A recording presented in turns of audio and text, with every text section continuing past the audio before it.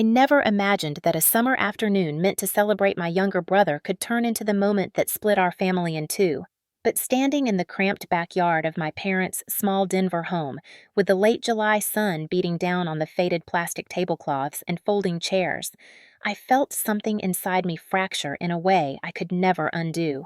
I had arrived with my daughter Harlow, who was 14, delicate and sincere, and trying so hard to rebuild her confidence after months of panic attacks that had followed her father abandoning us for a younger woman. We held a wooden gift box in our hands, a project she had spent every evening on for nearly 7 weeks, staying up past her bedtime to sand each corner and carve a pattern she thought her Uncle Caleb would like. She had even chosen a stain called warm chestnut because she said it felt friendly. I could still feel the faint roughness of the carved lines beneath my fingertips as we walked through the side gate into a party already buzzing with cousins laughing and the sound of a Bluetooth speaker pumping out country music. My mother was at the grill pretending she did not see us. My father nodded politely but did not move from his lawn chair. Caleb stood in the center wearing a new shirt that still had creases in it and a grin that always meant trouble. His friends surrounded him with beer bottles dangling from their fingers. Harlow tugged my sleeve as if asking for permission. When I nodded, she stepped forward, clutching the box with both hands, and said, "Happy 40th birthday, Uncle Caleb," in a voice so soft the wind almost took the words away. Caleb turned lazily as though annoyed at the interruption. He took the box from her hands, flipped it open, stared at the smooth velvet interior she had carefully glued down, and let out a loud laugh. "Are you kidding me, Amy?" he said, raising his voice so the entire yard could hear. "This looks like something from the dollar store." "Seriously, Amy." His words cut the air like a blade. Conversations around us stopped. A few cousins snickered. One of them lifted her phone to record. I saw Harlow's smile collapse, her lips trembling as she tried to understand whether he was joking. He was not. Caleb tossed the box from one hand to another, examining it like it was garbage. Then, without warning, he threw it down onto the table with a force that made the wooden lid snap open. The lid flew off the hinge, spinning across the table before launching into the air and striking Harlow on the side of her hand. She gasped, pulling her hand to her chest. A thin red line appeared on her skin immediately. My cousin Tori was live streaming and angled her phone toward us as though capturing a piece of gossip. My mother laughed quietly behind her cup and muttered, "She always gives cheap things." The words were soft but unmistakable. I saw Harlow drop her gaze, her shoulders folding inward, small fingers still curled around her injured hand. She whispered to me, "It is fine, Mom," but her voice shook. Every instinct in me screamed to protect her, to shout at them to grab that phone out of Tori's hand, to tell Caleb he had crossed the line for the last time. I felt anger rise, hot and sharp behind my ribs, the kind of anger that makes your hands go cold and your vision narrow, but something deeper, steadier, colder overpowered it. I stood still, still as stone. My breath slowed. My pulse settled. My silence stretched through the yard until the air around us grew heavy with it. Caleb smirked as if he believed he had embarrassed me successfully, as if he had won some pathetic game. He waited for me to argue, to justify, to apologize for not being good enough in his eyes. He expected me to fold the way I always did. He expected me to smooth the edges, take responsibility, make peace. But this time, I did not move. I felt a clarity I had not felt in years. Harlow leaned into me gently, her forehead brushing my arm, as though trying to disappear. I wrapped my arm around her shoulder and kept my eyes on Caleb. I did not blink. I did not speak. My silence unsettled him. His grin faltered. A faint crease formed between his eyebrows. He looked around for reassurance from our mother, who pretended not to notice. For a brief second, something like uncertainty flickered in his eyes. He opened his mouth to speak, but nothing came. Conversations in the yard resumed awkwardly. Someone turned the music louder. The party tried to move on as though nothing had happened, but everything had. I could feel it in my bones. I could feel it in the way Harlow pressed herself against me, her breathing uneven. I could feel it in the sting of humiliation that settled like dust across my skin. I could feel it in the sudden sharp awareness that this family had never truly cared about anything beyond what they could take from me. I reached down, picked up the broken wooden box, and held it in my hand. The hinge dangled loosely. A splinter stuck out from one corner. Harlow's careful carving was cracked. I closed the lid gently, even though it no longer aligned. For a moment, I thought about the 7 weeks she spent sanding and staining and carving. The pride she felt when she handed it to me the night before, asking if it looked good enough. She had said, "Maybe this will make him like us again, Mom." The memory stabbed deeper than any insult. Caleb turned away, muttering something to his friends and raising his beer like he had won a prize. But he had no idea what had shifted. No one did. I looked at my daughter at the hurt in her eyes, and something inside me locked into place. It was not rage, it was resolve. The kind that does not shout, the kind that does not shake, the kind that changes everything. They thought my silence meant weakness. They would soon learn what it truly meant. I have spent most of my adult life pretending that strength meant endurance, that being a good daughter and a good sister meant absorbing every blow quietly and carrying burdens no one else wanted to acknowledge.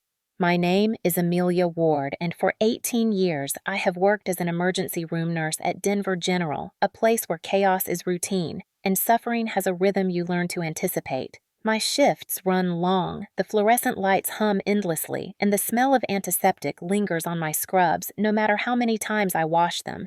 People tell me I am strong because I handle the kind of nights that break others. But the truth is, none of the trauma in the hospital has ever exhausted me the way my own family has. I married too young in hindsight.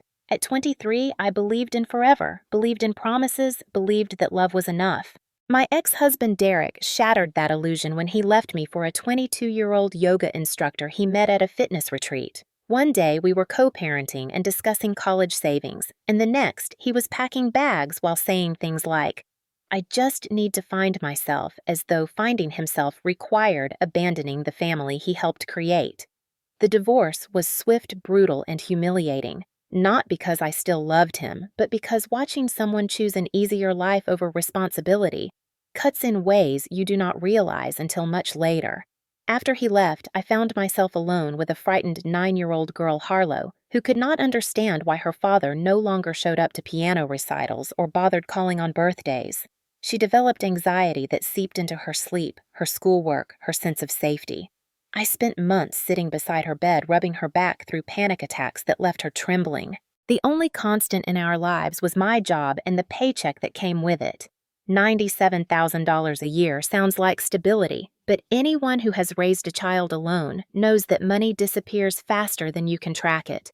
Rent, food, school supplies, therapy appointments, dental emergencies, winter boots, car repairs. It adds up. And then there was my family. For 12 years, I paid $600 a month toward my parents' mortgage because my father took early retirement after a back injury, and my mother insisted she could not cover the payments on her part-time retail job. Each month, I told myself it was temporary, that eventually they would get back on their feet.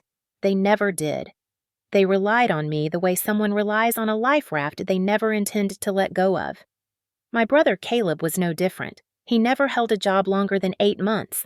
Landscaping was supposed to be his big break. He came to me with a trembling voice and promises of change, swearing he just needed seed money to start over. He painted pictures of tidy suburban lawns and city contracts that would pull him out of his endless loop of unemployment. Against my better judgment, I lent him $50,000, draining the emergency savings I had spent years building. I even put a truck in my name because he could not get financing with his credit score. He hugged me tightly the day I signed the papers and said, "I will pay you back every cent, Amy, I promise." That promise dissolved faster than the ink on the contract. Late notices for the truck loan arrived addressed to me. I confronted him and he said, "I am just waiting on a check, you know how it is." When the IRS mailed a lien warning to my address because his business had failed to file taxes correctly, he shrugged and said, "That stuff is complicated. You understand paperwork more than I do." My mother always defended him. Caleb tries Amy. Not everyone has your advantages. I never knew what advantages she meant. Working myself to exhaustion. staying late every shift because short staffing meant patients would go unseen if I clocked out, packing leftovers for lunch because every dollar counted, taking on holiday shifts so I could earn time and a half. There was no privilege in any of that, only grit. But to my family, responsibility looked like privilege because they had never carried it. They treated my salary as though it were community property. When groceries ran out, they called me. When car insurance was overdue, they called me. When my father needed medication not covered by his plan, they called me. It was always phrased as, "Can you help just this once?" But once stretched into weeks and months and years until I could barely remember a time when my paycheck belonged to me. Harlow used to ask, "Why do we always have to save everyone, Mom?" I never had a good answer. I only knew that saying no felt cruel even when saying yes hollowed me out. Every time I paid their bills or covered Caleb's debts, I told myself I was doing the right thing. Families help each other. That is what I was taught. But somewhere along the way, helping had turned into enabling and responsibility had turned into expectation. They did not appreciate it. They did not acknowledge it. Over time, they came to believe they were entitled to it. To me. To my labor. To my life. And perhaps the saddest part of all is that I allowed it because I believed that if I kept giving, eventually something would change. Eventually, they would love me the way I loved them. Eventually, they would see me not as a resource, but as a person. But standing in that backyard watching Harlow cradle her injured hand while my mother laughed at her pain, I finally understood the truth. They never saw me. They only saw what I could provide. And for the first time in my life, I wondered what would happen if I stopped providing. The painful truth about cycles of abuse is that they rarely appear all at once. They creep in slowly like a draft under a door, subtle enough that you convince yourself it is nothing, until one day the cold has seeped into every corner of your life. Looking back now, I can see exactly how the pattern formed, how each small request, each guilt-laced comment, each moment of emotional pressure built on the last, until the weight of it all felt normal to me, like something I was meant to carry, simply because I had the strength to do so. It began long before Caleb ever opened a business or borrowed money or ruined his credit. It began when we were children. I was the dependable one, the girl who finished chores without being asked twice, the girl who helped our mother fold laundry while Caleb played video games, the girl who was expected to get good grades because someone had to elevate the family. Caleb was always the one with excuses, with soft landings prepared for him, with our mother's unwavering defense. When he broke a neighbor's window with a baseball, she blamed the neighbor for living too close.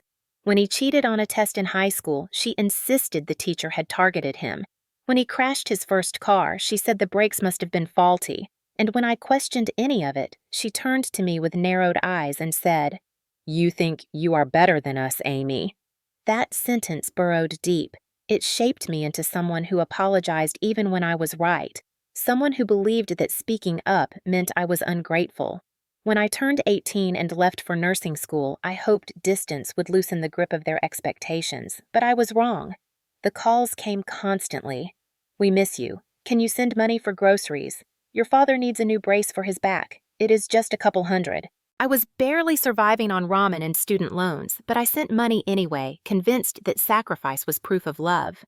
When I mentioned the strain, my mother replied sharply, "You are our daughter. If you cannot help, who will?" Those words were a warning disguised as sentiment. It established a rule I internalized for decades: if I did not help, I was abandoning them. After I married Derek and we bought our first townhouse, things worsened. Our marriage was already strained by his long hours and increasing distance, but the financial pressure from my family added cracks that grew into fractures. My parents treated our home like a resource pool. They asked us to co-sign a loan for roof repairs. When I hesitated, my mother accused me of letting my parents live in danger. Caleb asked for money to clear old debts so he could get a fresh start.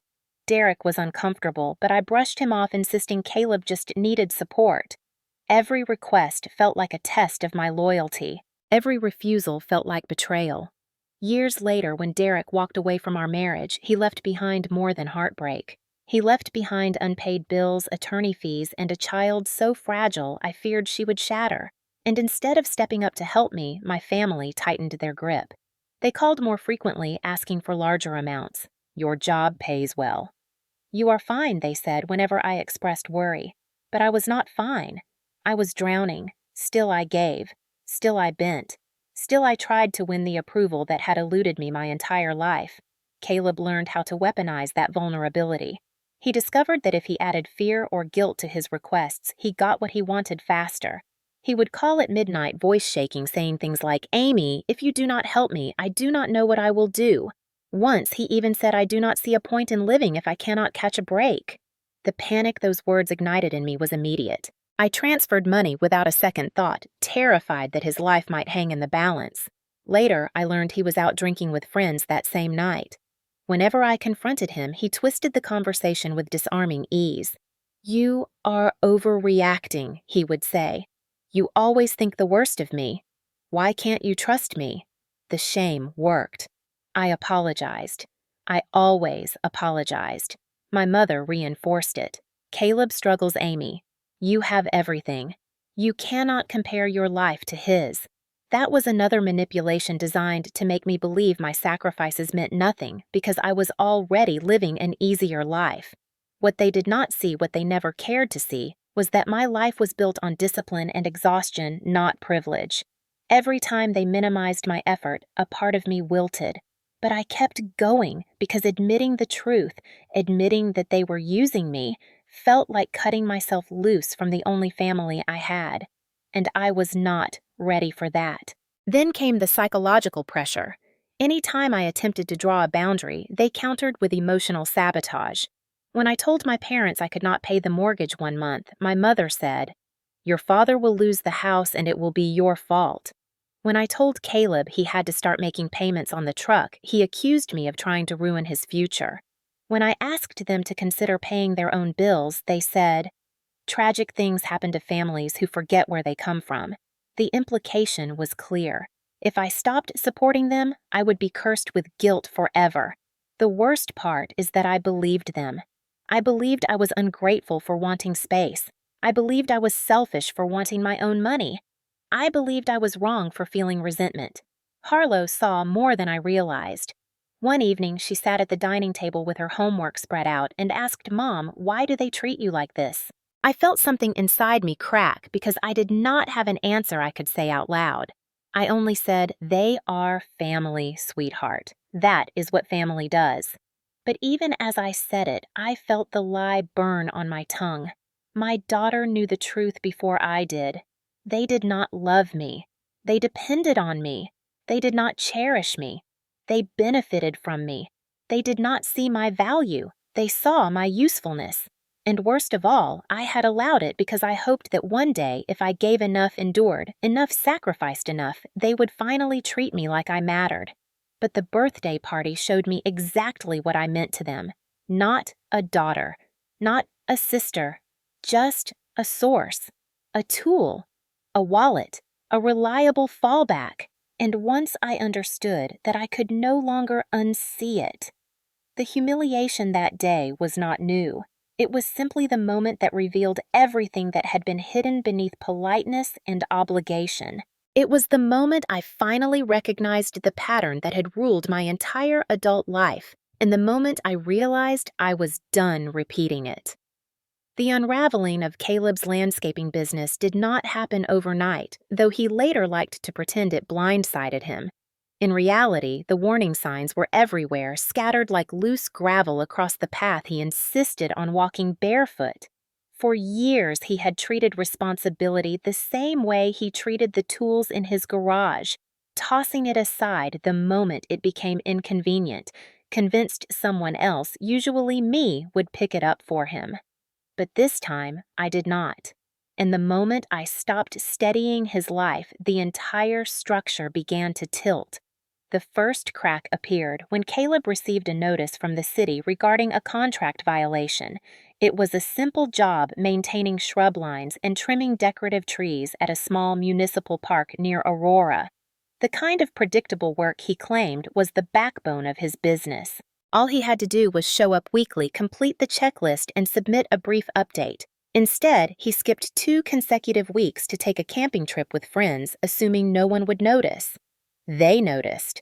The city fined him for failing to meet service obligations, and because the truck he relied on to complete those obligations was in my name, the correspondence came directly to me. I opened the envelope before work one morning, still wearing my scrubs and sipping the last of my lukewarm coffee. The pit in my stomach grew heavy as I scanned the page. I forwarded the notice to him. He replied with, "Don't worry, Amy, it's small and I'm handling it." But when I checked the status 2 weeks later, the fine remained unpaid. The next strain came from the IRS. Taxes are a truth no one escapes, but Caleb seemed to believe he could charm his way out of federal obligations the same way he charmed his way out of personal ones. He had not filed correctly for 2 years straight. He mixed personal expenses with business expenses, claimed deductions he could not justify, and ignored repeated warnings to fix his paperwork. So, when a lien warning arrived in my mailbox addressed to him but tied to the EIN number he had used when listing me as a partial administrative contact, I knew trouble was inevitable. The letter was polite but firm, outlining the steps he needed to take before more serious enforcement actions began. I took a photo of the letter and sent it to him with a simple message. "Caleb, this is urgent." He responded an hour later with calm down. "Amy, it's just a letter. I'll talk to someone," but he never did. IRS notices do not go away on their own. They stack and escalate. Soon, the second letter arrived, then a third. I could see where this was heading long before he could. Meanwhile, his business suffered from a deeper rot that had nothing to do with fines or taxes. It was rooted in his complete lack of discipline. Deadlines ignored. Equipment left unmaintained. Clients frustrated by his tardiness. Tools borrowed from neighbors and never returned. He once left a leaf blower at a client's property and shrugged when I asked why he had not gone back for it. "They probably won't notice," he said. They noticed. Within 2 months, he had lost 3 residential contracts and a small commercial account. He blamed everyone except himself. The clients were unreasonable. The city was targeting him. The IRS was confused. The universe was unfair. Anytime I asked if he needed help organizing his finances or setting up a bookkeeping system, he waved me off with the same dismissive confidence he used to dismiss responsibility itself. "Amy, you complicate everything. Business is simple, but business was not simple, not when he refused to do the work required to keep it alive." The next major slip happened when I began receiving late notices for the truck loan. At first, I assumed it was a minor oversight, one of those moments where he needed a gentle reminder. But when the second and third notice came, each stamped with increasingly urgent language, I began to understand the magnitude of the problem. I drove to his house one afternoon after a 12-hour shift before even changing out of my scrubs. When I arrived, the truck was parked crookedly in the driveway, covered in dust and grass clippings. One of the taillights cracked. The sight filled me with a familiar mix of dread and disappointment. Inside, Caleb lounged on the couch, controller in hand, engrossed in a video game while empty takeout containers littered the coffee table. "Hey, Amy," he said casually without looking up. "You want a soda?" I held up the notices. "Caleb, what is this?"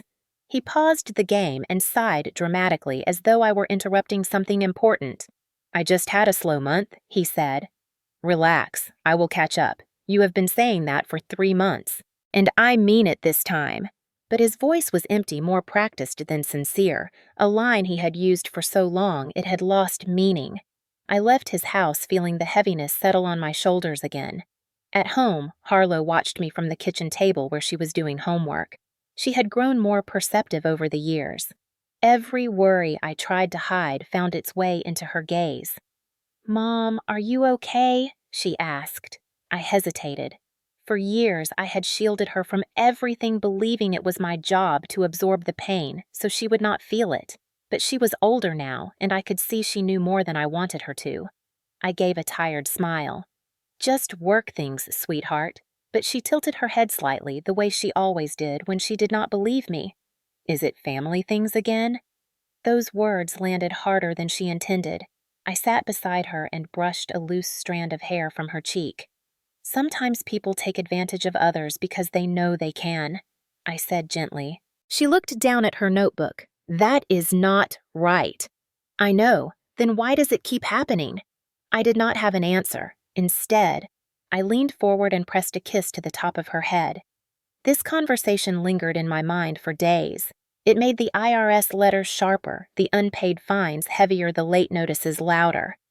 One evening, as I sat in my car in the hospital parking lot, engine off, hands gripping the steering wheel, I realized something monumental. The only reason Caleb's business was still functioning at all was because I was holding it up. My credit, my financial safety, my reputation, my labor. Without me, he had built nothing stable, nothing real. And the moment I stepped back even an inch, everything around him began to shake.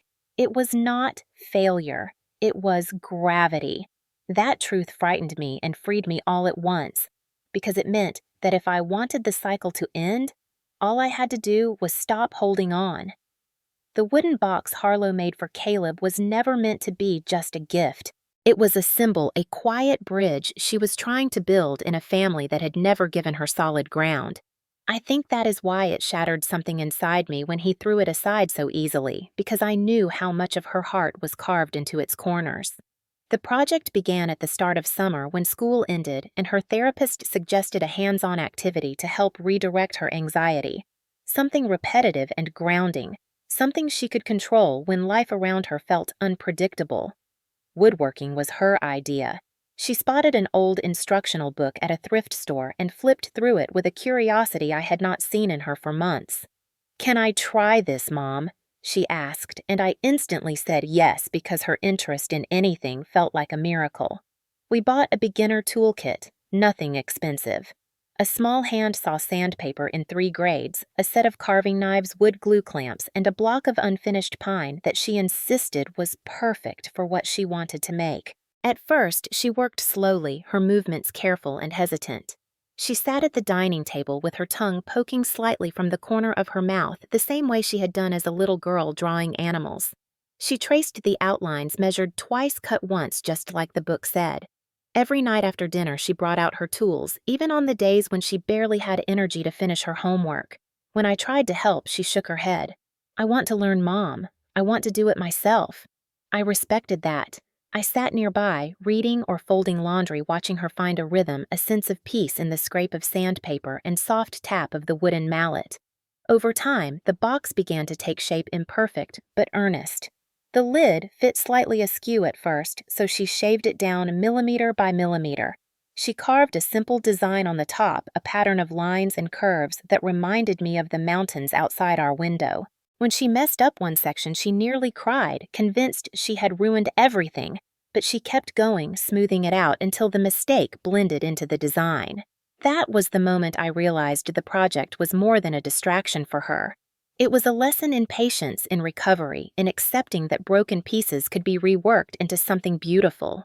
One evening, she looked at the box and said quietly, "I want to give this to Uncle Caleb." I remember pausing, unsure how to respond. "Why him?" I asked gently. "Because he thinks we do not care," she said. "Maybe if I give him something I worked hard on, he will be nicer." It was a child's hope, pure and naive, and it pierced me deeply because she still believed kindness could fix what cruelty had created. I wanted to tell her the truth that some people do not change, that no amount of love or effort could soften someone who chooses selfishness over compassion. But she looked so determined, so proud of what she was creating that I could not bring myself to dim that light. Instead, I helped her choose a stain for the wood. She picked warm chestnut because she said it looked friendly and grown up at the same time. She applied it carefully, wiping excess with a soft cloth, her small hands steady. After it dried, she added tiny felt pads inside the box, cutting each little square herself. She wanted the inside to look nice too, she said. The last detail was the velvet lining. She spent her allowance buying a piece from a craft store and glued it down with precision.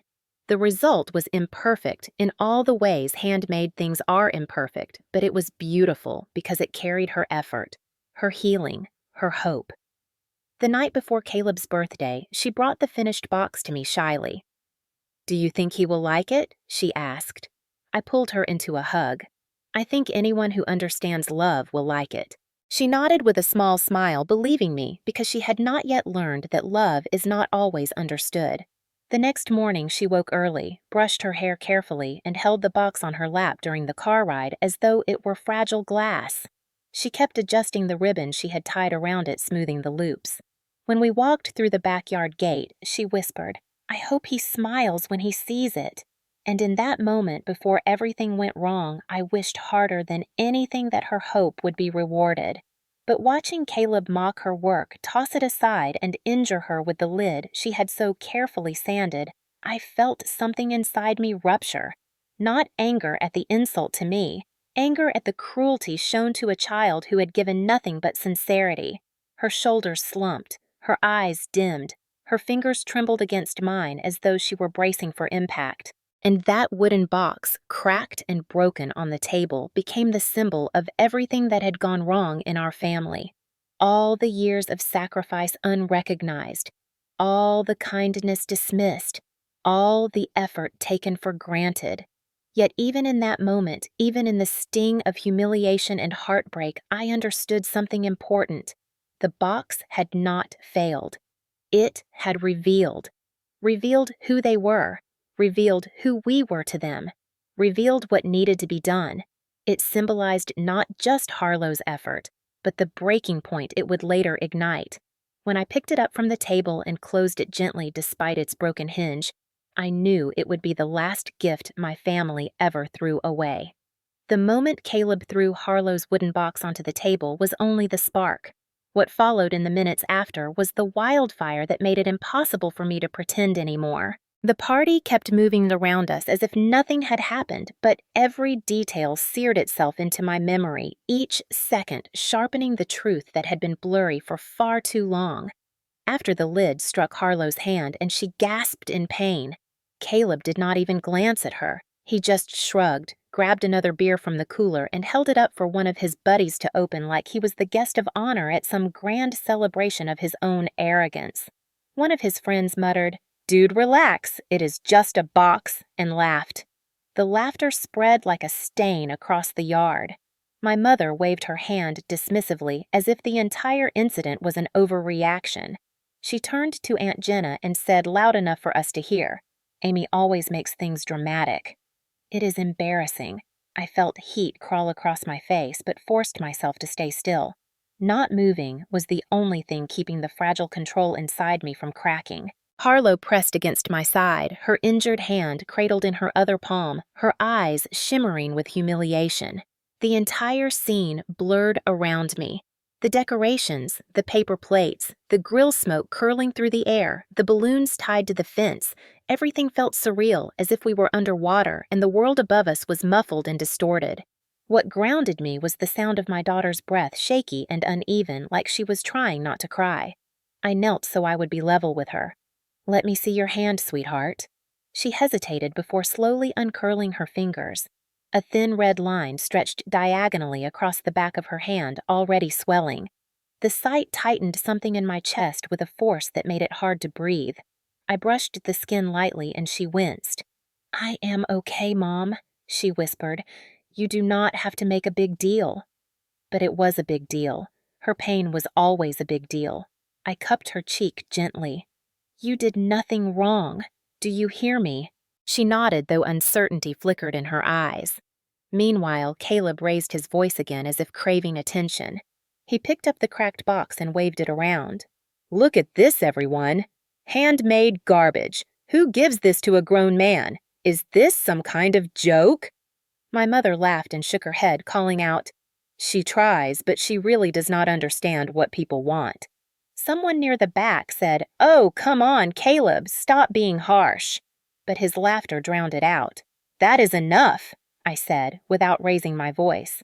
I did not have to. The entire yard went quieter than I expected. Caleb turned toward me with a smirk, like he had been waiting for a chance to twist the knife. "Enough what, Amy? Enough you giving me cheap crap? Enough you acting like you are better just because you have a fancy job?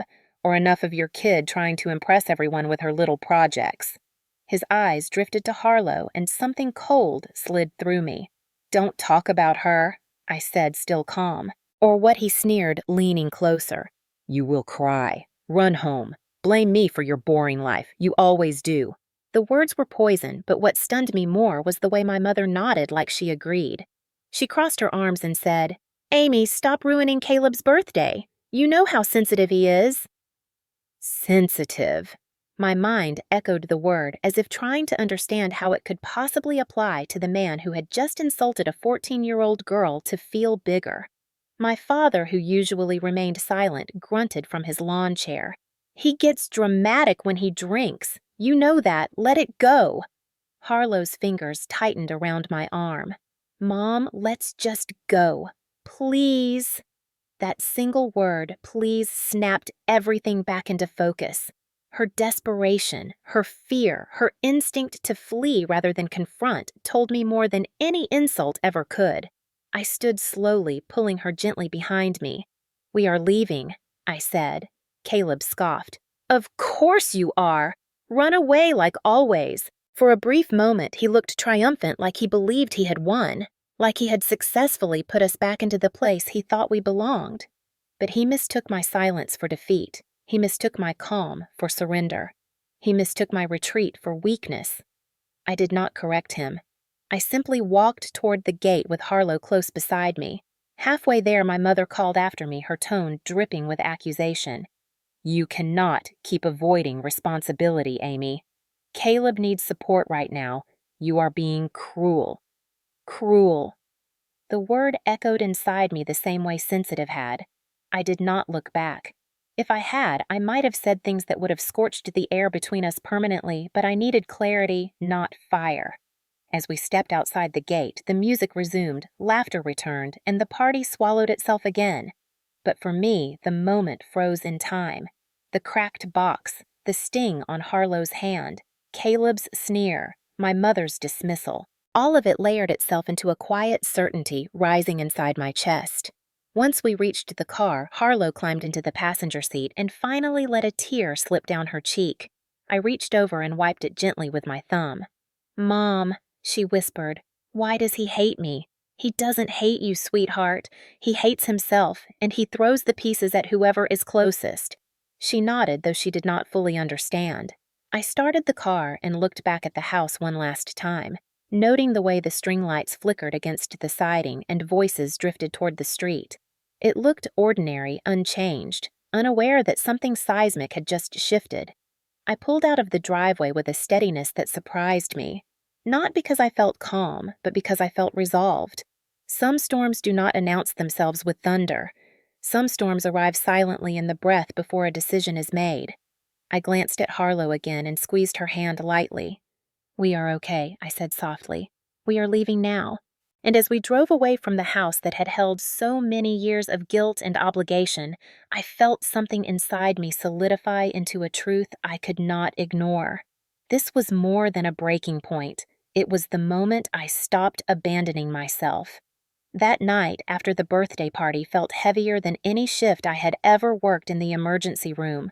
The house was quiet when we returned to that strange kind of stillness that settles only after a wound has been opened but not yet tended to. I locked the door behind us, and Harlow kicked off her shoes wordlessly, her movements small and cautious, as if she were afraid even the sound of her footsteps might shatter the fragile calm we were clinging to. She went straight to her room without being asked. I could hear the faint rustle of her backpack as she searched for her comfort items, the small weighted blanket I bought her last Christmas and the old stuffed fox she still kept tucked beside her pillows. I let her be. She needed space to process the humiliation and hurt she had endured, the kind I could not shield her from no matter how hard I tried. I moved to the kitchen, placing my palms on the counter, while my breath tried to steady itself. The overhead light cast long shadows across the tile floor, and for a moment I felt the full weight of every year, every sacrifice, every emotional bruise I had absorbed on behalf of the people who had never once cared enough to return even a fraction of that effort. I opened the refrigerator, then closed it again without taking anything, pacing slowly until the sound of my own footsteps irritated me. Finally, I turned off the lights and sat at the dining table, the same table where Harlow had carved her wooden box night after night with quiet determination. I placed the broken box gently in front of me. Its hinge dangled uselessly, and a piece of the carved corner had chipped off when Caleb slammed it against the table earlier that day. I ran my thumb along the cracked lid and felt an ache so deep it surprised me. Not for the object itself, but for what it represented. Hope, innocence, effort, and how easily it had been dismissed and destroyed by someone who saw kindness as weakness. I stayed at the table for a long time, listening to the tick of the wall clock and the faint hum of the refrigerator.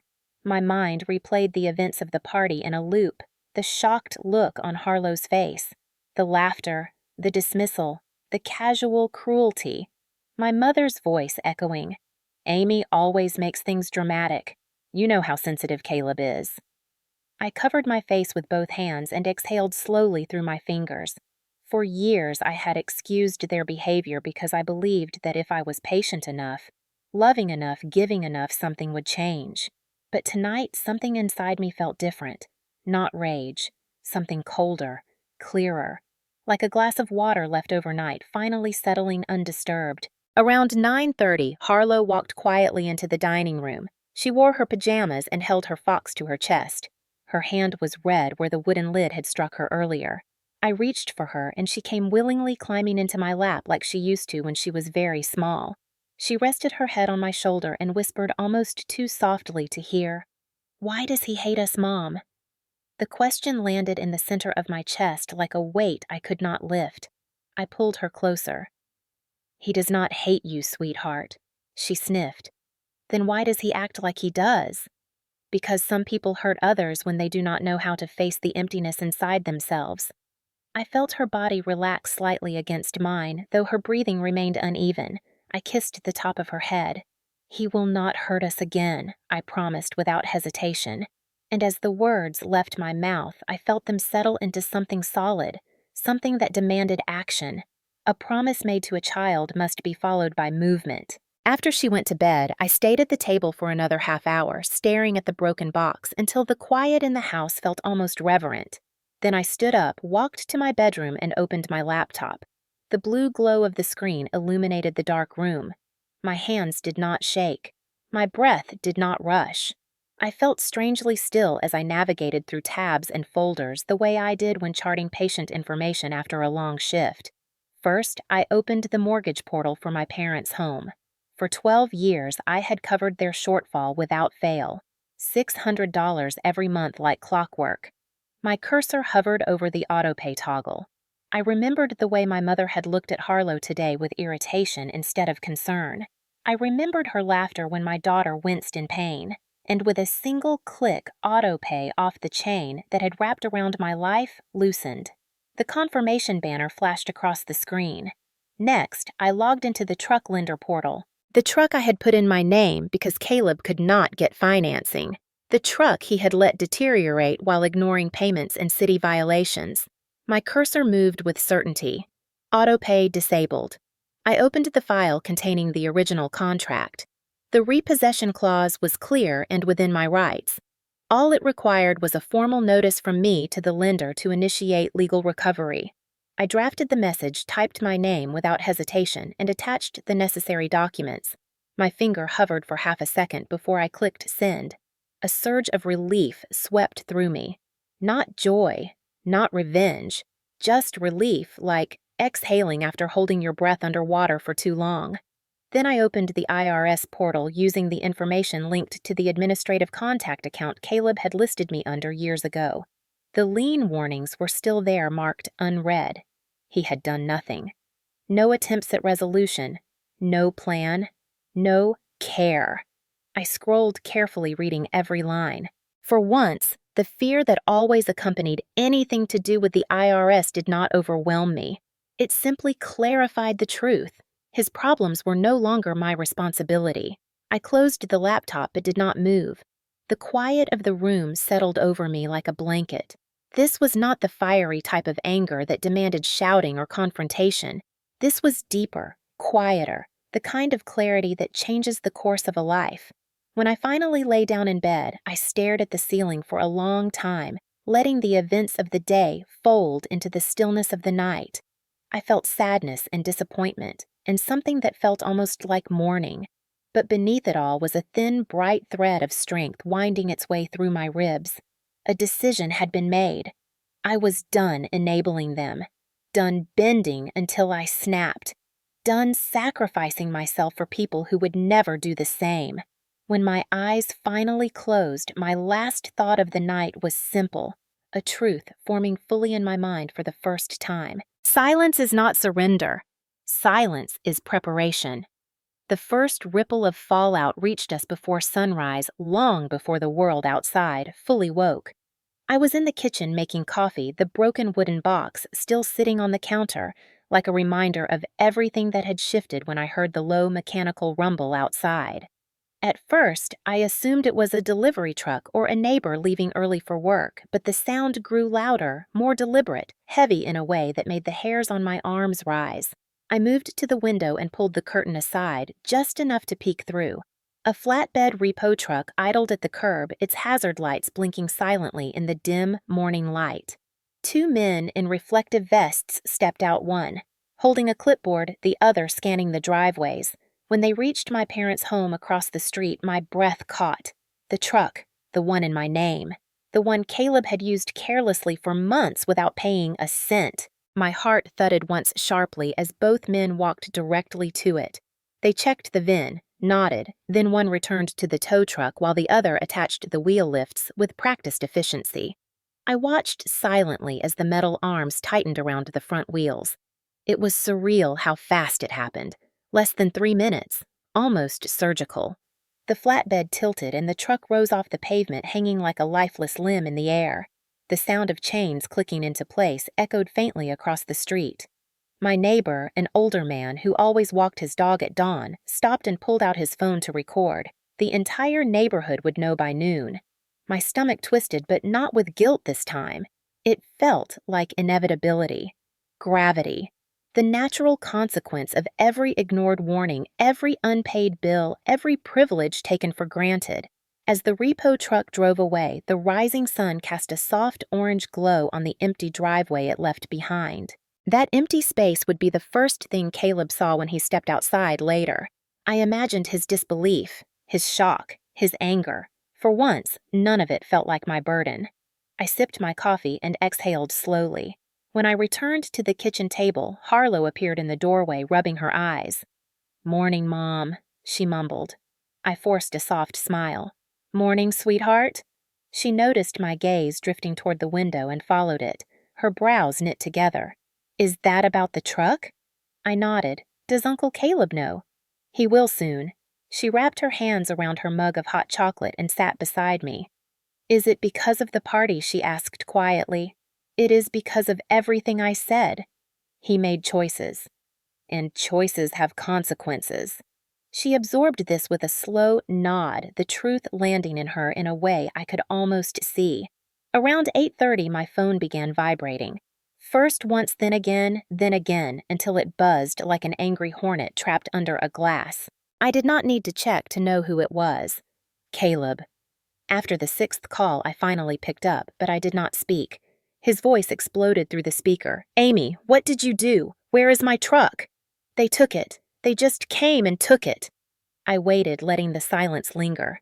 "You have to fix this," he said, breathless, as if panic had begun to overtake him.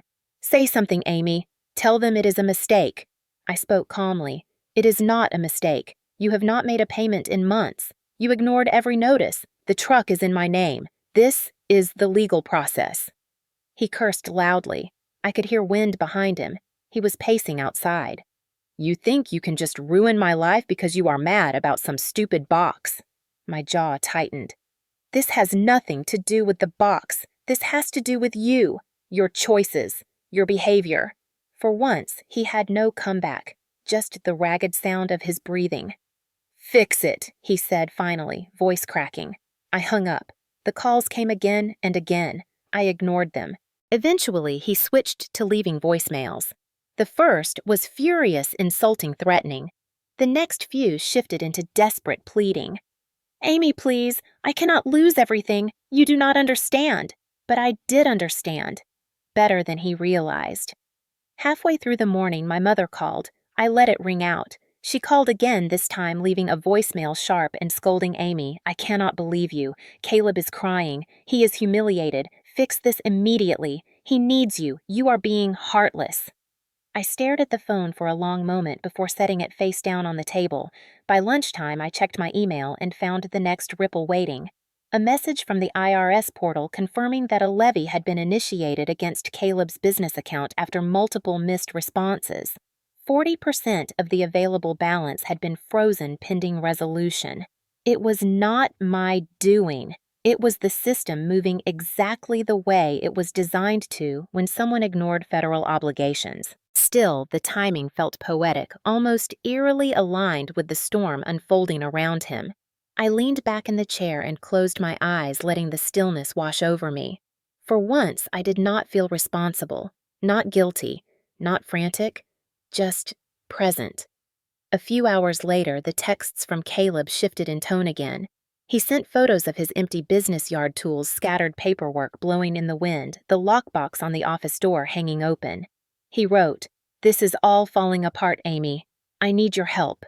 Please." The word please struck me because it was the first time I had seen it from him in years, but even then it carried a tone of expectation, not humility.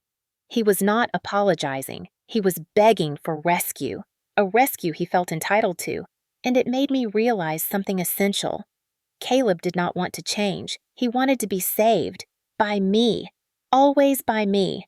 Later that afternoon, Harlow and I drove to the store for groceries. As I backed the car out of our driveway, I saw Caleb's figure at the end of the street, pacing and scanning the road like a trapped animal searching for escape. His hair was disheveled, his shirt wrinkled. He held his phone tightly in one hand. Harlow stiffened beside me. "Mom, is he coming over?" "No," I said, keeping my tone steady. "He knows better than to approach us right now."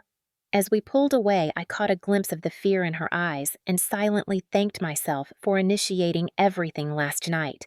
It was not revenge. It was protection.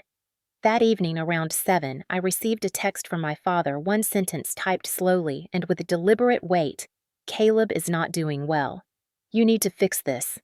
My reply was simple. No. For the first time in years, the word felt like freedom. Karma is not always loud. Sometimes it arrives in the quiet collapse of the lies someone built around themselves. Sometimes it appears in the spaces where your enabling used to be. Caleb's life was not falling apart because I did something. It was falling apart because I stopped. And as the first wave of consequences hit him from every direction, I realized this was only the beginning. When the first wave of consequences hit Caleb, it shook him, but what came next shook the entire family. It did not happen in one dramatic explosion. It unfolded like a slow structural failure, each beam snapping one by one until the whole house gave way.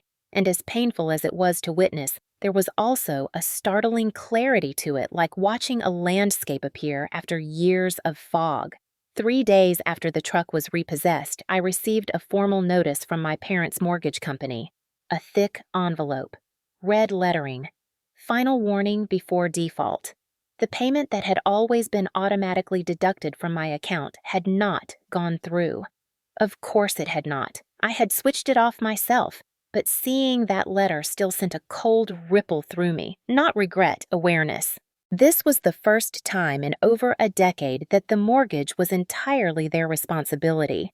They had no idea how to handle that reality. That afternoon, my mother showed up at my doorstep without warning. She banged on the door so loudly Harlow jumped. I opened it halfway, keeping my shoulder against the frame. My mother stood there clutching the notice, her face blotchy with anger. "What did you do, Amy? What is this?"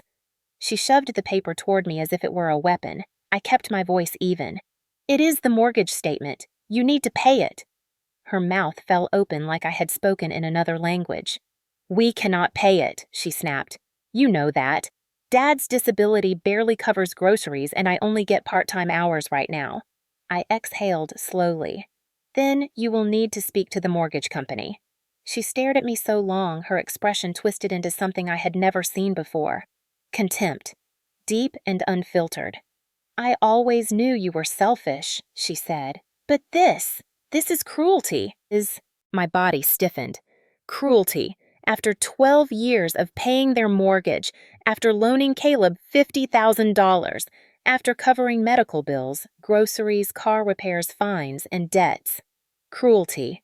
I did not respond. I simply said, "Goodbye, Mom," and closed the door. She screamed through the wood, "Your father will end up in the hospital. Are you happy now? You will regret this." I locked the door and walked to the kitchen with trembling hands. Harlow looked up from the table, her face tight with concern. "Did Grandma say something bad?" "Not worth repeating, sweetheart." She nodded quietly, but I saw the hurt flicker in her eyes. A few hours later, my phone lit up with a message from HR. Subject line, "Workplace Safety Notice." My heart sank for a moment, thinking something was wrong at work. I opened it and froze. A detailed report noting that a woman identified as my mother had arrived at the hospital during afternoon shift change, holding a cardboard sign with black marker scribbled across it. "Ungrateful daughter." Nurses entering the building had taken photos and notified security. 2 guards escorted her off the property. Because she refused to leave at first, HR issued a workplace no-contact directive stating that any further incidents would trigger police involvement.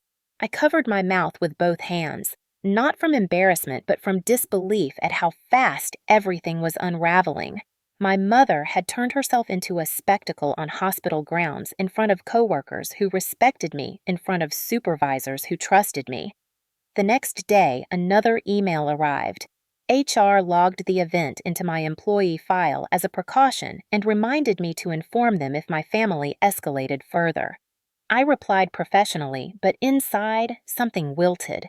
I had spent years building a reputation as steady, composed, compassionate. And in one afternoon, my mother turned me into gossip at the security desk. 2 days later, the landlord for Caleb's business property left a voicemail on my phone. "Ms. Ward, we have been unable to reach Caleb for overdue rent payments. We understand the vehicle used for operations has been repossessed. If we do not receive payment in 72 hours, we will begin formal eviction. Please advise." I sat at the kitchen table and listened to the message twice. The landlord only called me because Caleb had listed me as his emergency contact. He always dragged me into his failures, but this time I deleted the voicemail. It was not mine to respond to. And 3 days later, I saw the consequences.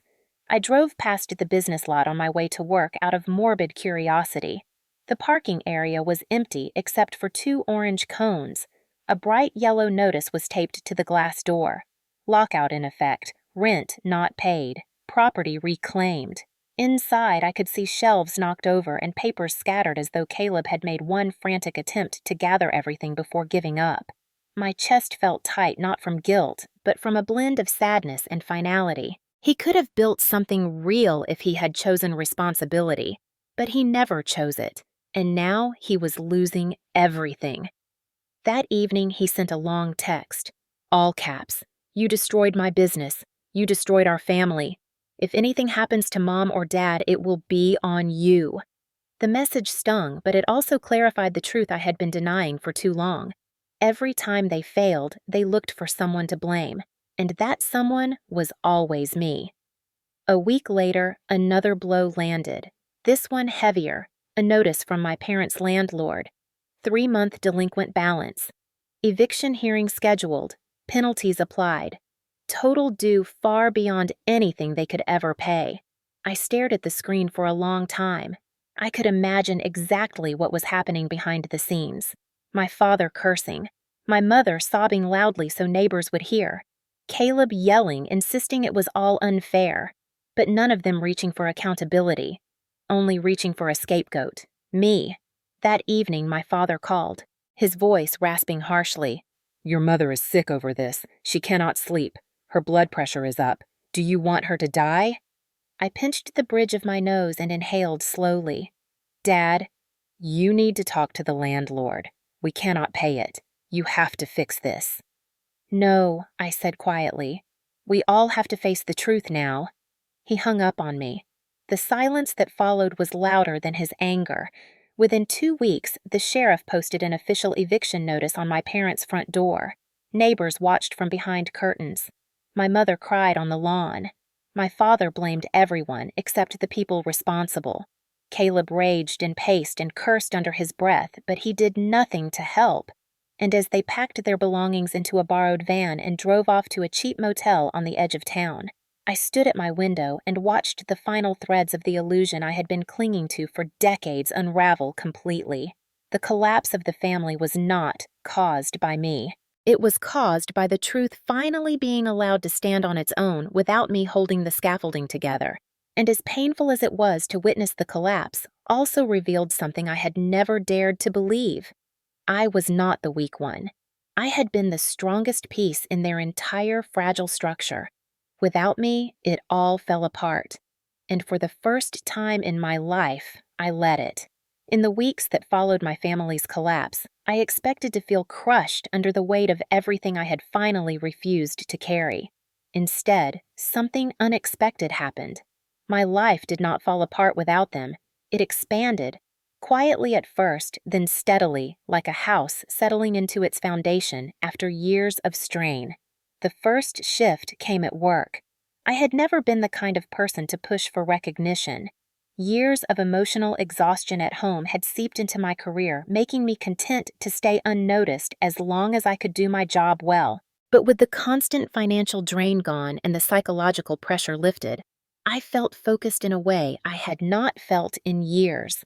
I began volunteering for tasks I used to avoid leading debriefs after difficult trauma cases, helping new nurses during chaotic night shifts, and stepping in to smooth communication between departments when conflicts arose. It was not ambition. It was clarity. A month after the incident with my mother at the hospital entrance, my nurse manager called me into her office. I braced myself, half expecting bad news. Instead, she smiled and said, "We have been watching how you handle the floor, how you manage crises, how the team responds to you." She leaned forward. "We want you to step into the charge nurse position starting next month." My breath caught. The charge role was something I had admired from afar but never dared to consider. It came with more responsibility but also more influence, more stability, and a significant pay bump.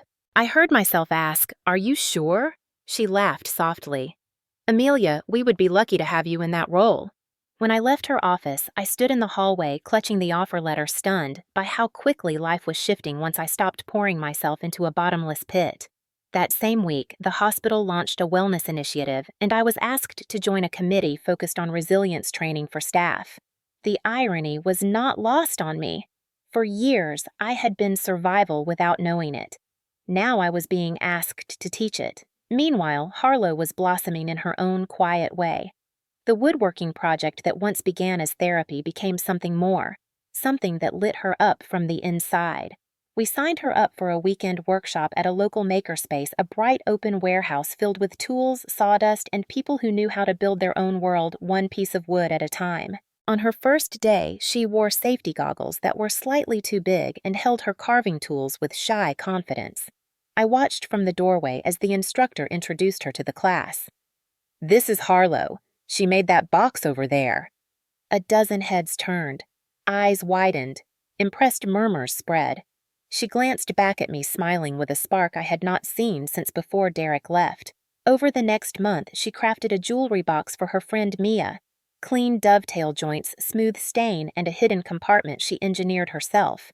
When she presented it at school for her art showcase, parents and teachers crowded around. One whispered, "This girl has talent." Another asked if she took custom orders. Her confidence grew, not in loud leaps, but in steady steps.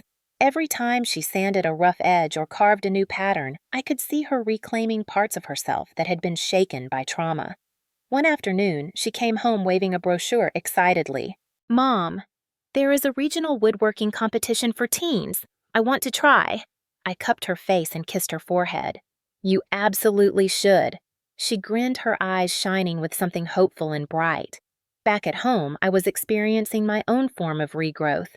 For the first time in years, my bank account began to breathe, without monthly withdrawals to cover my parents' mortgage, Caleb's debts, and the endless stream of emergencies that were never mine.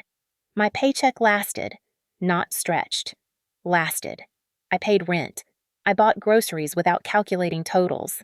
I filled the gas tank without dread. I even opened a small savings account for Harlow's future $50 at a time. A safety net. a promise to her and myself. The absence of financial panic was so foreign that I would sometimes open my banking app just to make sure it was real. The emotional space that came with it surprised me most. I had been living in a constant state of survival, reacting, bracing, absorbing. With that gone, my home became a place of genuine rest. Evenings were calm. No ringing phones demanding money. No guilt-soaked texts. No threats disguised as emotional pleas. Instead, Harlow and I cooked together, looked for new woodworking patterns, or watched nature documentaries curled under the same blanket. Some nights I would sit on the couch and feel the ache of what had been, but also the relief of what was finally over. The guilt did not disappear completely. It surfaced at unexpected moments, like when I passed a store aisle with blood pressure cuffs and thought of my mother's warnings, or when I drove near the motel district and imagined them in one of those rooms. But unlike before, the guilt did not take root. It drifted through me like a shadow that no longer had anything to cling to. One Friday afternoon after Harlow's workshop, she said, "Mom, you smile more now." I blinked at her, caught off guard. "I do." "Yeah, a lot more." I brushed a curl behind her ear, trying not to tear up. "I guess I finally have room to." Her next words were soft but carried immense weight. "I like this version of us." "Me too, sweetheart. Me too." Meanwhile, my family continued to unravel from afar. Word traveled through distant cousins and old neighbors. My parents bounced between cheap motels and borrowed couches. Caleb struggled to find work without transportation or business references. He attempted small freelance jobs, but clients left poor reviews, citing unreliability and attitude. They continued blaming me loudly and dramatically to anyone who would listen, but I no longer felt the pull to fix anything. Boundaries once unthinkable had become a quiet sanctuary. And within that sanctuary, I was finally rising. Not because I wanted revenge, not because their suffering pleased me, but because I finally understood something that had been buried under guilt for too long. Their downfall was never my responsibility. My healing was. As Harlow and I walked into our home that evening, the air smelled of sawdust and the new chamomile candles she loved. She set down her tools and smiled at me with warmth that filled the entire room. And for the first time in my adult life, I realized something simple and powerful. I was allowed to have a life that did not revolve around saving people determined to stay broken. The final break did not arrive with shouting or confrontation or some dramatic showdown like the ones people imagine when they picture families falling apart. It arrived quietly tucked in an envelope that looked unremarkable at first glance. A plain white rectangle with my name written in a handwriting I recognized instantly, shaky and uneven, like someone trying to steady their emotions through the pen. It showed up on a Wednesday afternoon, wedged between a utility bill and a grocery store flyer. I almost missed it, almost tossed it aside. But something about the way the ink pressed too hard into the paper made me pause. I carried it inside, set the grocery bags down, and stood at the kitchen island staring at it. Harlow was in the living room, working on a new project, a carved picture frame she intended to give her art teacher. The sound of her sandpaper brushing rhythmically against the wood echoed softly through the house. That grounding, gentle sound contrasted so sharply with the heaviness in my hand that I felt my heart stutter. I slid my thumb under the flap and opened the envelope. 3 pages of lined paper torn from a yellow legal pad folded unevenly creased as if they had been stared at, rewritten, reconsidered. I unfolded the first sheet slowly. "Sis," it began. My throat tightened. Only Caleb ever called me that. "I do not blame you if you throw this away," he wrote. "I know I messed up. I know I said things I should not have. I know everything is falling apart, and maybe some of it is my fault. Some." I continued reading. He described losing the truck, the business, the apartment he had been staying in after moving out of our parents' house. He wrote about the motel where he was sleeping, about the cold nights, about the way people looked at him when he used to have confidence and swagger. He wrote about job applications rejected and the judgment he felt from strangers. Then the letter shifted. "Mom is not doing well. Dad is worse. She cries at night. His foot infection is back. They need help. We all need help. Please. Just one more chance." My jaw clenched. Not because the situation was unfamiliar, but because it was painfully predictable. A cycle wrapped in pleading language, but anchored in the same expectation as always. Help us. Save us. Fix us. At the bottom of the last page he had written, I know you hate me. I know Harlow hates me. But I am begging you, Amy. Do not let us drown. Something in me broke at that line, but not the way he imagined. It was not pity. It was not anger. It was the last remaining thread of obligation snapping clean and quiet. I sank into the dining chair and set the letter on the table. The afternoon light slanted through the blinds, painting long lines across the wood surface. Harlow's soft sanding stopped. Mom, she called. You okay? I cleared my throat, wiped my cheeks quickly and forced my voice steady. Yeah, sweetheart. Just reading something. She stepped into the doorway, holding her half-finished frame. Her expression shifted when she saw the papers spread across the table. Is that from Uncle Caleb? I nodded. She set her project down and walked closer. Do you want me to read it? I hesitated, but then slid the pages toward her. She read slowly, her eyebrows tightening with each paragraph. When she finished, she looked up with a mixture of sadness and disbelief. He is still blaming you. She was right. Even in his apology, even in his pleading, the core of Caleb's message was the same as it had always been. You owe us. You owe me. You are responsible. But I was not. Not anymore.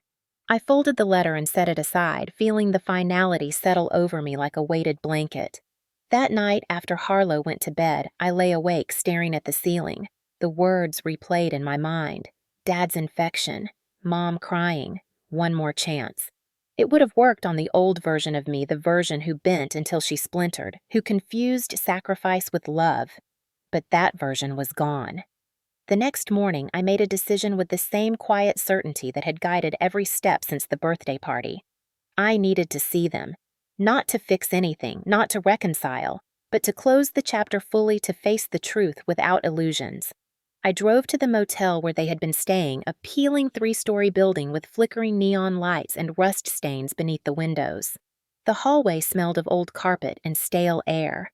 I knocked once on their door. It opened slowly to reveal my mother, her face puffy, her hair disheveled. Shock flickered in her eyes before it hardened into accusation.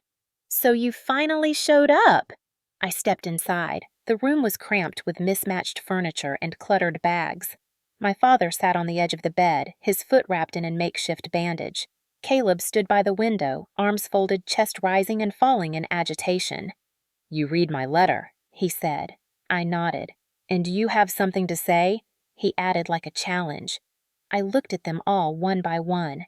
The family I had spent my entire life trying to save. The people for whom I had sacrificed money, sleep, happiness, self-worth. And all I saw now were 3 adults refusing to take responsibility for the mess they created. I took a deep breath. I am sorry you are struggling, but this is not mine to fix. My mother scoffed loudly. How can you say that? We are your family. You abandoned us. I met her eyes without fear. No, I stopped allowing you to abandon yourselves. My father leaned forward, gripping his cane. We need help. You have money. You have a good job. You can save us. You always have. The words twisted something sharp inside me, but instead of pain, I felt clarity. That is the problem, I said. You think my life exists to rescue yours. Caleb stepped closer, his voice rising. Do you want us to die out here? You want us on the street. What kind of daughter are you? What kind of sister? The kind who finally learned the truth, I said softly. That none of you want help. You want control. Silence fell heavy in the room. My mother's mouth opened and closed like she could not form a reply. My father looked away. Caleb stared at me with a mixture of fury and something that vaguely resembled fear. I continued. I will not fund your lives anymore. I will not carry your choices. I will not sacrifice my daughter's safety or my own sanity for people who treat us like burdens. My mother's voice cracked into a shrill whisper. You are cruel, Amy. Cruel. I shook my head. No, I was generous. Too generous. and you mistook that for weakness." I reached the door and paused. "I do not hate you, but I am done being your foundation." Without another word, I walked out of the motel room, letting the door close behind me with a soft but decisive click. In that single moment, I realized something profound. Closure is not about fixing the past. It is about accepting it, and I accepted the truth fully at last. They would never change, but I had. Peace does not arrive with trumpets or applause. It does not sweep into your life like a sudden wind that clears every cloud at once. Peace arrives slowly, almost shyly, in small repetitions of safety that begin to stack on top of one another until one day you look around and realize your life has become something you no longer need to escape from. For me and for Harlow, peace began with a move. 3 months after the final confrontation at the motel, after the last voicemail from my mother faded into the background noise of the life I was no longer living, I signed the lease on a 2-bedroom townhome in Littleton, a place with tree-lined streets, families walking dogs at twilight, and neighbors who waved when you checked the mail. It felt like a world away from the cramped apartment we had lived in before, away from the familiar roads that held too many memories of the past. On the morning we moved in, Harlow stood in her new room with wide eyes drinking in the soft gray walls and the window overlooking the foothills. She turned in a slow circle and whispered, "It feels safe here." I felt something inside me loosen, like a knot finally coming undone. "Yes, sweetheart, it does." We spent the first weekend unpacking quietly, letting the house take shape around us. I placed the broken wooden box on a shelf in the living room, not to glorify the pain attached to it, but to honor what it represented. A turning point. A reminder that love could be fragile and still survive. A few days after settling in Harlow, began exploring trails near the neighborhood, carrying her sketchbook to capture the shapes of trees and shadows for future carvings. I watched her from the porch, sometimes marveling at how tall she was growing, how her shoulders no longer seemed weighed down by things she could not control. Our evenings became ritualistic in the best way: dinner together, then homework, then a few hours of quiet activities. Sometimes I read while she carved patterns into small blocks of cedar, her face illuminated by the warm glow of her desk lamp. The absence of chaos was astonishing. There were no late-night calls demanding money, no voicemails dripping with guilt, no surprise visits. The silence was whole, complete, and gentle. But peaceful does not mean emotionless. Healing came with its own shadows, moments when guilt returned like a ghost tapping at the window. Sometimes I would sit on the couch at night, convinced for a fleeting moment that I had abandoned my parents in their time of need. Then I remembered every sacrifice I had made for more than a decade, the years of mortgage payments, medical bills, grocery runs, and emotional cushioning. I remembered their cruelty toward Harlow on that birthday night. I remembered all the times they chose blame over responsibility. And slowly, the guilt faded, leaving clarity in its place. A month into the move, I received an email from HR confirming the finalization of my promotion to charge nurse. My hands shook slightly as I read through the offer. It still felt surreal to be recognized for something other than my ability to carry everyone else's burdens. When I told Harlow, she grinned widely. "You deserve that, Mom. You help everyone." I smiled back at her. I help people who want to be helped. That distinction mattered. At work, the shift into leadership felt natural. I welcomed new nurses, guided emergency intakes, and held steady through intense cardiac cases that would have rattled me in earlier years. Not because the work was easier, but because my life was no longer weighed down by impossible expectations and emotional exhaustion. I carried only what was mine, and that made everything lighter. Meanwhile, Harlow threw herself into the regional woodworking competition with a level of determination that made me proud beyond words. The project theme was personal story. She chose to build a lidded memory chest inspired by her journey from anxiety to confidence. Each panel represented a stage of her healing.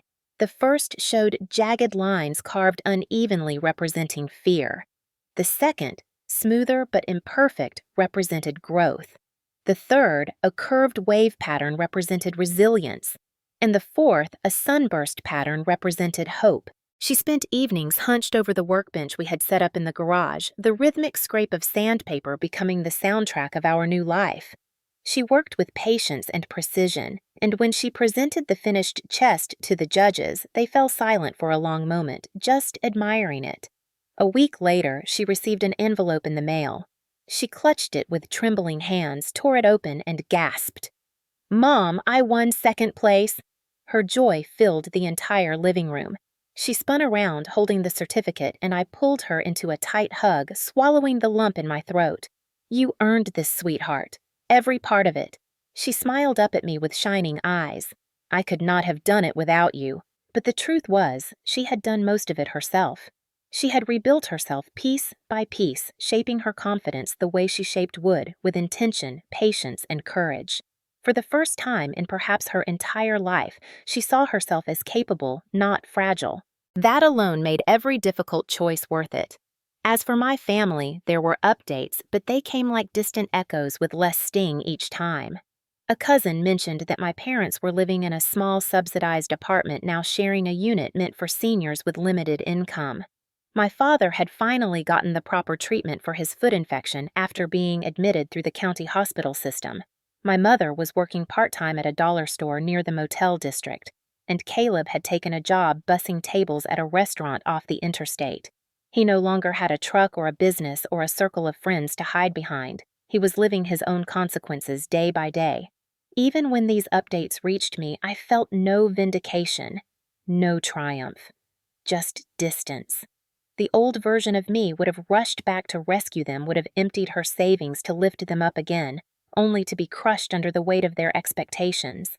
The new version of me understood something deeper. Rescuing people from consequences they created only ensured they would repeat every mistake. And I refused to participate in that cycle any longer. One evening, I found Harlow sitting on the back patio, her journal open in her lap. She looked thoughtful, her gaze fixed on the sky darkening above the foothills. When I sat beside her, she leaned against me gently. "Mom, do you miss them?" The question came softly, without accusation. I took my time before answering. I miss who I hoped they could be. I miss the version of them that lived only in my imagination.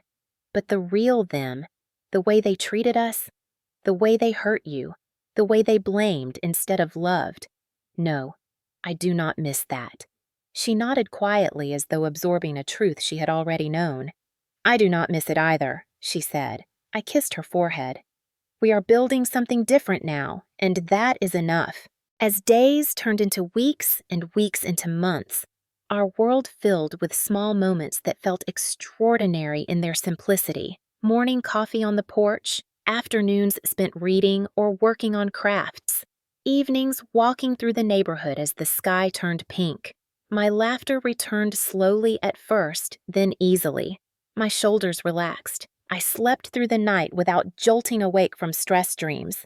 Our home became a sanctuary, not a battleground. It was during one of those quiet evenings that I understood the magnitude of what we had survived. Not just the collapse of a toxic family structure, but the rebirth of two people who had spent years dimming themselves to fit inside someone else's expectations. We no longer lived in fear. We no longer lived in obligation. We no longer lived in emotional debt. We lived in peace. Real peace. The kind that does not rely on other people's approval. The kind that grows from boundaries firmly and lovingly set. The kind that surrounds you like gentle armor, reminding you that you are allowed to choose yourself. On the 1-year anniversary of the birthday party that had changed everything, I took the broken wooden box off the shelf. Harlow joined me and rested her hand over mine. "We could fix it," she said. I looked at her and smiled. "No, sweetheart. Let's keep it just like this. A reminder." She nodded. "A reminder that we do not break for people anymore." I wrapped my arm around her shoulders and pulled her close. Family is not the people who demand you define love through sacrifice. Family is not the people who treat your kindness like currency they are entitled to. Family is not the people who call your strength a weakness simply because they benefit from it. Family is the people who do not break you, the people who heal with you, the people who choose you just as you choose them. I kissed the top of her head and whispered what had become our truth. Our silence was not weakness. It was the loudest justice they ever heard. If you have stayed with me through this entire story, then maybe something in my journey echoed inside your own life. A memory you have carried quietly, a hurt you never spoke aloud, or a truth you have been afraid to admit, even to yourself. I know what it feels like to grow up believing that loyalty means exhaustion, that love means sacrifice, that family means swallowing every bruise and pretending it tasted like devotion. I know what it feels like to silence your instincts because you were raised to believe saying no makes you heartless, that setting boundaries makes you ungrateful, that choosing yourself makes you dangerous. But here is the secret no one ever told me until I had to learn it the hard way. Peace does not come from saving people who hurt you. Peace comes from saving yourself. If you are watching this and part of you is trembling because you see your childhood in mine, or your marriage in mine, or your family in mine, then I want to speak directly to you. You are not dramatic for feeling what you feel. You are not cruel for wanting safety. You are not selfish for needing space. And you are not wrong for dreaming of a life where your worth is not measured by how much pain you can carry for other people. Somewhere out there is someone who needs to hear your story. Someone who thinks they are the only one trying to hold their world together, while everyone around them takes advantage, breathes easy, and calls their suffering an obligation. Maybe that someone is your younger self. Maybe that someone is your daughter or your son. Maybe that someone is sitting right beside you right now, pretending they are fine. If you feel comfortable, I invite you to share your experience in the comments. You never know who might read your words and feel less alone. You never know who might find the courage to make one small change just because you dared to speak. And if sharing feels too heavy, that is okay. You can simply tell me where you are watching, from what time it is, or how this story made you feel. Your presence, your voice, your truth matters here, even if you whisper it. I am not here to judge your choices or your silence or your struggles. I am here to remind you that boundaries are not walls. They are doors. Doors you get to lock when needed, open when safe, and rebuild when someone breaks them. Doors that lead to a quieter life, a steadier life, a life where you can finally breathe without waiting for the next crisis to crash into you. Maybe you are still in the middle of your story. Maybe you are standing at your own breaking point. Maybe you are holding your own version of a cracked wooden box, wondering if anyone will ever see the love you poured into it. I hope you remember this one thing. You deserve peace. Not when you earn it. Not when you fix everything. Not when everyone approves, but now. Exactly as you are. If this story touched you, if it reminded you of your own resilience or revealed a truth you have been avoiding, then stay a while. Tell me what part spoke to you. Tell me what you are healing from. Or simply take a breath and know someone out there understands. Thank you for being here with me. And wherever you are tonight, I hope you feel a little less alone and a little more whole.